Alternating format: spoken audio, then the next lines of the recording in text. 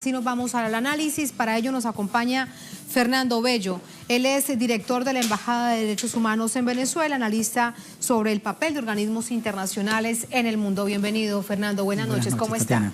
Bien, gracias. Nos preguntamos, y en este tiempo de tanto nivel belicista, si urge hablar de paz, y vemos cómo el NOAL habla en nombre de 120 países y de los pueblos que representa.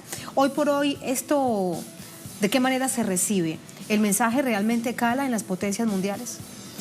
Sí, en esta participación histórica que ha tenido nuestro canciller en representación del movimiento de los no alineados, a propósito incluso de la conmemoración de los 63 años de esta conferencia afroasiática, que es el antecedente más remoto del movimiento de los no alineados, 24 de abril, se destaca, digamos, la relevancia en su discurso de la necesidad de refundar propiamente este organismo multilateral, en el caso de las Naciones Unidas, tal cual lo destacaba hace un momento la cita del secretario general de la ONU, y sobre todo la necesidad imperante de que prime en cada uno de los conflictos internacionales, primen los buenos oficios, prime el principio de la buena fe para la resolución de estos conflictos.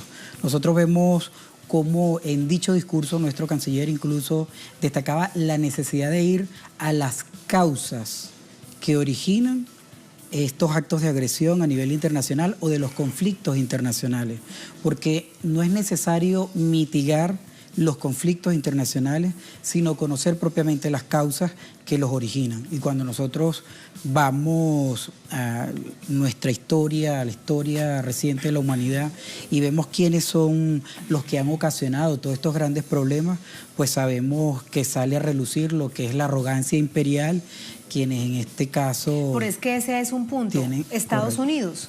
Son 120 naciones que hacen parte del NOAL. 120 naciones de distintos continentes, unas muy fuertes, otras en proceso de desarrollo con sus propios procesos.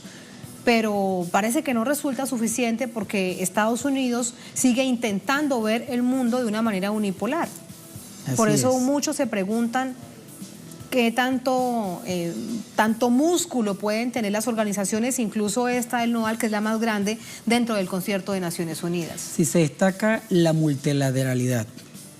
Cuando nuestro canciller en su discurso asume como estandarte el fomento de la multilateralidad, es porque es necesario de que sobre la base de ese consenso de la comunidad internacional se pueda hacer frente ante esas posiciones autárquicas de una potencia determinada o de alguna alianza de potencias que hacen ver, como en los momentos que originaron la creación del propio bloque de Naciones Unidas, como el caso de la Guerra Fría, porque existía para aquel entonces, se generaba la presencia de dos grandes potencias, que era la URSS y lo que era Estados Unidos.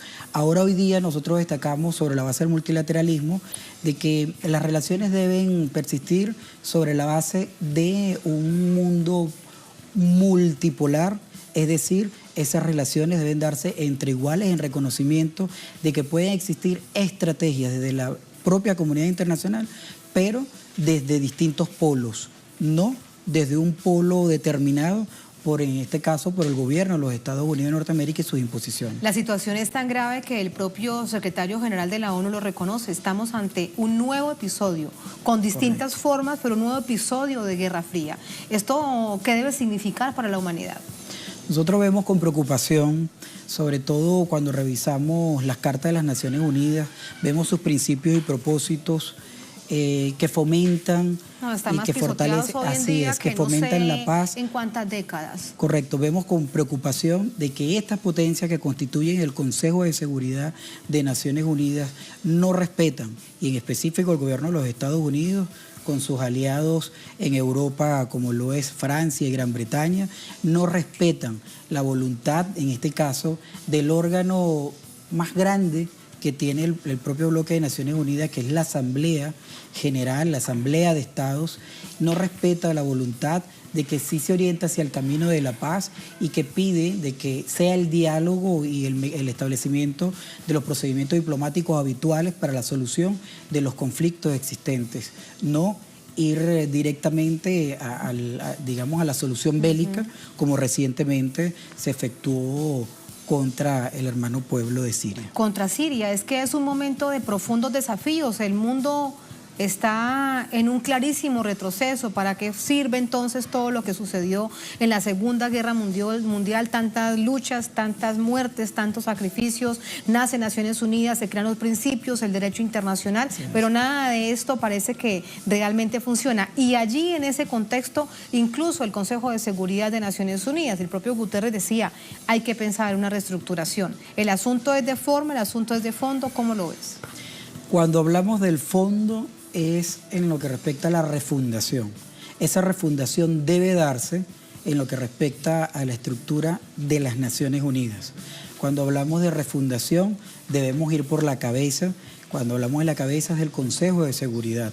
Ese Consejo de Seguridad que está constituido por las 5 potencias como órganos permanentes, y hoy día que se dio como para mantener el silencio de la comunidad internacional 10 escaños más, que son los no permanentes, 10 Estados miembros que no permanentes. Que van itinerantes en ese consejo, y que actualmente son 15 Estados miembros de Naciones Unidas quienes lo constituyen, pero que solo 5 son los que tienen el derecho a veto. 5.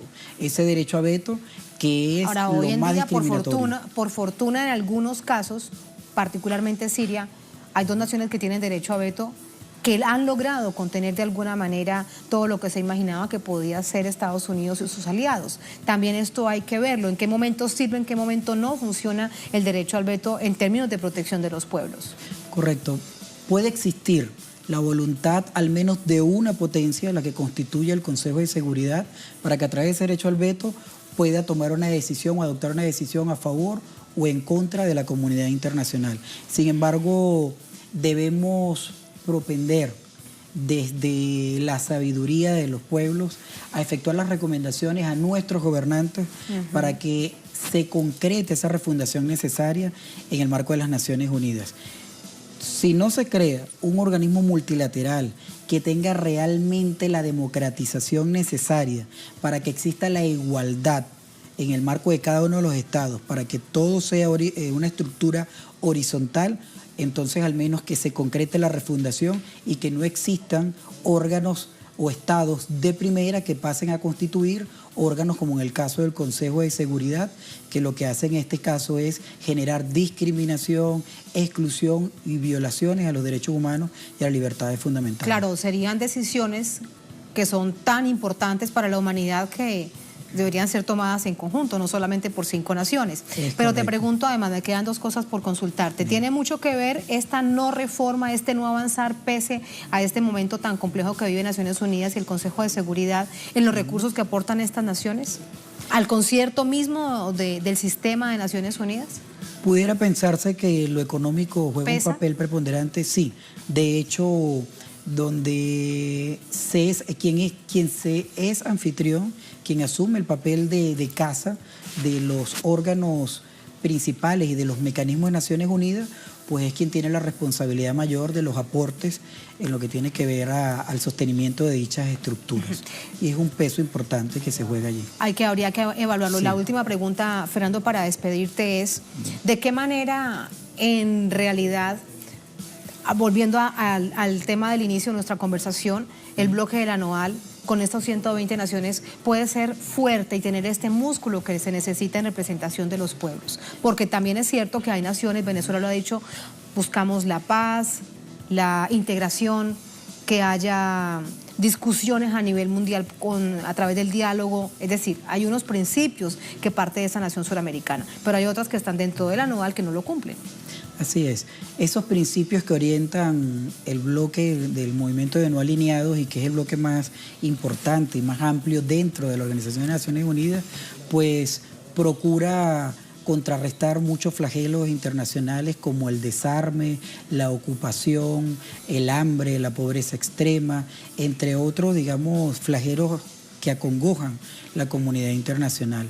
Desde ese movimiento nosotros tenemos plena confianza en que se pueden propiciar los cambios necesarios, los cambios más acuciantes dentro de la Organización de Naciones Unidas, como en este caso es la refundación. Debe haber una reestructuración para que haya una participación igualitaria y se propenda más a la participación de los estados desde la complementariedad y desde la igualdad en respeto a los distintos principios como la autodeterminación, la soberanía, entre otros, que permiten que pues esa participación sea entre iguales. Muchas gracias por esa reflexión. Gracias. Así te despido, Fernando. Gracias y muy buenas noches. Gracias, Tatiana.